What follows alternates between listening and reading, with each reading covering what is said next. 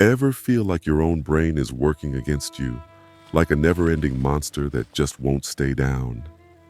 In Greek mythology, the Hydra grew two new heads for everyone you cut off, which is exactly how our mental battles can seem. By the end of this video, you'll see how to transform that Hydra symbolism into a roadmap that makes your mind want to do hard things. No more sabotage. We'll break it all down in 4 clear parts so you can follow and apply it right away. Let's jump in. Part 1. Gohan's struggles and the many-headed problems. Gohan is the kind of person who tries to take on every hard thing life throws at him. Studying late into the night for exams, squeezing in extra workouts before dawn, tackling big projects at work.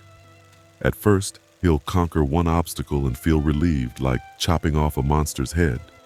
But no sooner does he celebrate that small win than 2 new tasks appear. His boss suddenly assigns another report, or he realizes he's got to plan a friend's birthday on top of everything else. It's exhausting.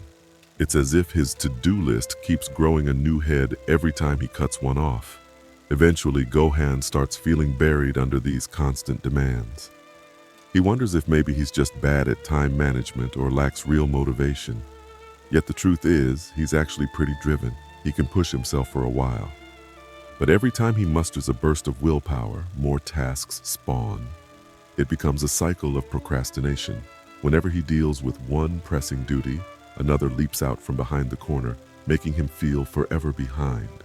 With so many items on his mental plate, overload sets in, and Gohan can't figure out where to direct his energy. So he either burns out quickly or avoids the tasks altogether, hoping they'll somehow vanish if he ignores them long enough. The worst part is inconsistency. He'll have a good week, knocking out multiple errands, maintaining his workout routine, and then crash the following week when life hurls 2 or 3 unexpected heads at him. It's demoralizing, leaving him to question if he'll ever break out of this pattern. That's when Gohan stumbles on the Hydra myth. He reads how Hercules faced a serpent-like creature that grew 2 new heads for each one cut off. Something clicks. Isn't that exactly how his tasks feel? Suddenly it dawns on him, there's gotta be a trick to defeating this Hydra for good. If every new problem seems to multiply, maybe he needs a strategy that does more than slash at the surface. This realization sends him on a quest to figure out how to handle life's many-headed chaos once and for all. Part 2. Spark of the Hydra. Gohan couldn't shake the Hydra from his mind. It felt odd. Why was he suddenly fascinated by this ancient Greek monster? It wasn't like he was big on mythology before, but something about a beast that sprouted 2 more heads whenever one got chopped off made sense in his everyday struggles. Cut down one big challenge, and 2 more responsibilities popped up. Yet, the idea also seemed weirdly extreme for normal life. He wondered if he was overthinking it or if there was a deeper meaning he hadn't uncovered. He decided to keep the Hydra concept on the back burner. Maybe, he thought, there was a clue in how people throughout history have dealt with multiplying problems. So Gohan dove into a random stack of library books on myths and legends, flipping through pages about heroic feats and monstrous beings. But none of it felt particularly useful. The Hydra was always vanquished by brute force or some clever physical trick which didn't directly translate to his mental battles. After a few weeks of half-hearted skimming, Gohan stumbled on something else entirely. A book that mentioned Eastern philosophy, Taoism, Zen, even bits of Tibetan teachings. It wasn't a direct commentary on the Hydra, but the themes in those pages lit a spark. The authors talked about cycles of problem and solution, push and pull, that mirrored the Hydra's heads. Except instead of hacking away furiously, these philosophies stressed awareness, acceptance, and a kind of effortless action that stems from inner clarity. It wasn't about productivity hacks or to-do lists. It was about changing how the mind relates to each obstacle. A particular anecdote about Wu Wei caught his attention. It described how struggling less against a problem often leads to a more natural resolution. Gohan saw an eerie parallel to the Hydra's heads. Fighting them blindly would never end.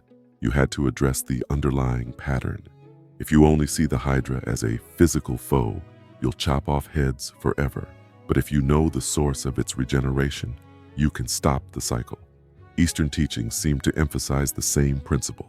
Look beyond the surface, find the root, and let a more profound understanding guide your actions. For Gohan, this was a breakthrough he never expected. The Hydra was no longer a gimmick.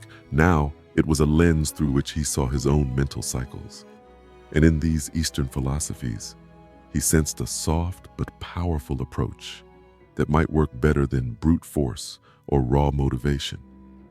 The question now was how to merge the Hydra's cautionary tale with the calm perspective of Zen and Tao, so he could finally break free from the cycle of never-ending heads. Part 3. The Hydra Method. Gohan didn't find the Hydra Method in some mystical scroll. Instead, he pieced it together by reflecting on Hydra symbolism, those endless heads, and blending lessons from various Eastern philosophies he'd been reading. Each step he created tackled a different facet of the many-headed struggle. By drawing on Zen, Taoism, and even a dash of Stoic thought, he formed a practical approach for dealing with tasks and anxieties that just keep multiplying. Step 1. Identify each head. Universal pain. Most of us feel vague stress, like a constant hum in the back of our minds, because we never pin down what's actually bothering us. We just sense too much, but can't name each burden. From Zen teachings, there's a principle often phrased as name your thoughts. In other words, if something is spinning around in your head, label it precisely. Is it a fear, a deadline, or an unresolved argument? Master Takuan Soho wrote about how labeling the mind's distractions can rob them of power, much like shining a light in a dark corner. Gohan begins writing out every single hard thing on paper. He sees them as the Hydra's heads. If he leaves them nameless, they resurface bigger. By simply listing them, finish finance report, shoulder workout program, call mom about doctor's appointment, he stops them from lurking invisibly. Once each challenge is identified, it's no longer an undefined swarm. The Hydra doesn't ambush you if you already know exactly where each head is located. Step 2. Cut and cauterize. In the legend, Hercules quickly discovered chopping off the Hydra's head wasn't enough. He had to cauterize the wound, or 2 more heads would grow back. In Taoism, it's taught that going straight to the root saves you from chasing endless surface symptoms. The Tao Te Ching suggests that if you tackle a problem only on the outside, it reappears in a new form. True resolution means burning away the core issue. Gohan applies that logic to each task he's identified. If it's a messy, recurring conflict at work, he doesn't just handle the latest complaint.